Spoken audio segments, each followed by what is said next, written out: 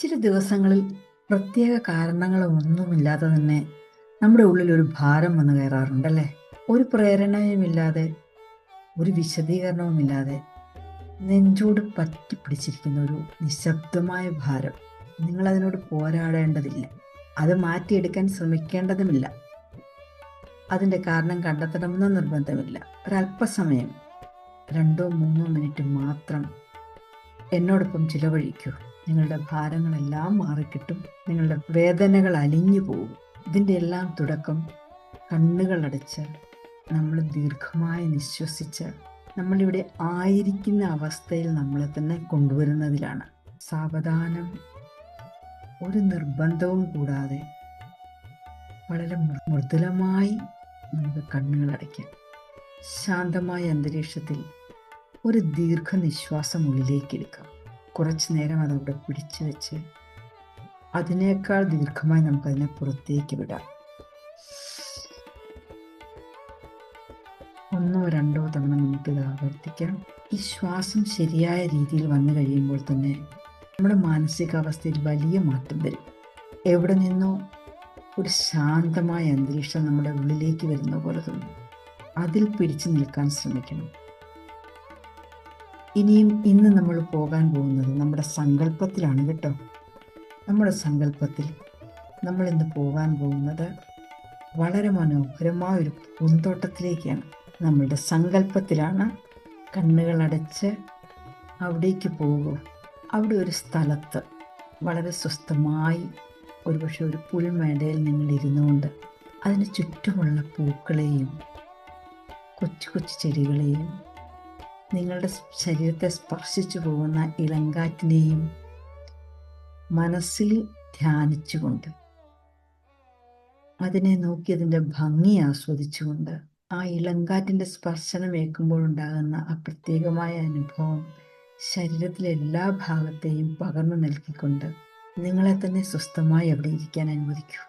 ഒരു പൂവിൽ നിന്നും മറ്റൊരു പൂവിലേക്ക് പറന്നു പോകുന്ന പൂമ്പാറ്റെ ശ്രദ്ധി. എത്ര സന്തോഷമായിട്ടാണ് അത് പോകുന്നത് അല്ലേ? നിങ്ങളതൊന്ന് നോക്കിക്കാണും. വേറെ ഒന്നും ചിന്തിക്കേണ്ടതില്ല. വെറുതെ ആ ചിത്രശലഭത്തെ ഒന്ന് നോക്കിയിരുന്നാൽ മതി.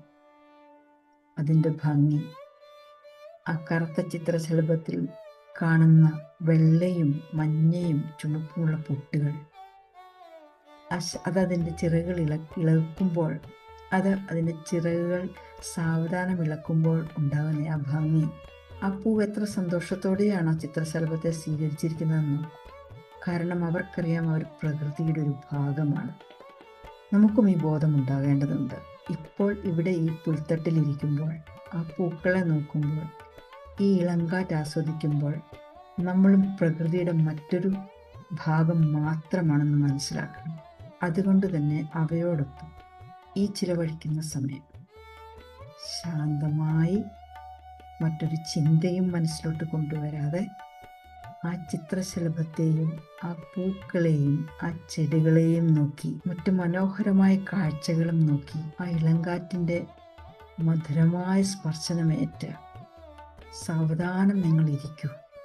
നിങ്ങളുടെ മനസ്സ് ഈ പ്രകൃതിയിലാണ് ഇപ്പോൾ നിൽക്കുന്നത്. നിങ്ങളുടെ ശ്രദ്ധ കാഴ്ചകളിലാണ് കേന്ദ്രീകരിച്ചിരിക്കുന്നത്. അത്രമാത്രം മതി. ഇതാണ് യഥാർത്ഥമായ ധ്യാനം. ഇതിന് മെഡിറ്റേഷൻ എന്നതിനേക്കാൾ ഉപരിയായി കോണ്ടംപ്ലേഷൻ എന്നാണ് പറയുന്നത്. കാരണം നമ്മൾ നോക്കുകയാണ്, നമ്മൾ കാണുകയാണ്, നമ്മൾ ചിന്തിക്കുകയല്ല. പ്രകൃതിയിൽ നടക്കുന്ന ഈ മനോഹരമായ കാഴ്ച ഒരു നിമിഷം നമ്മൾ വെറുതെ നോക്കിക്കാണുകയാണ്. പക്ഷേ അതിൽ നിന്നും ഒരു ഊർജം, ഒരു എനർജി നമ്മുടെ ഉള്ളിലേക്കും പോകുന്നു.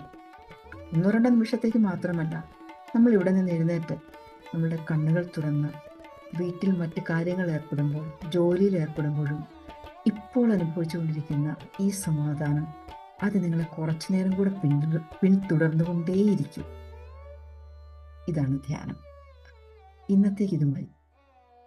നമുക്ക് നാളെയും ഒരുമിച്ച് പോകാം, മറ്റെവിടേക്കെങ്കിലും.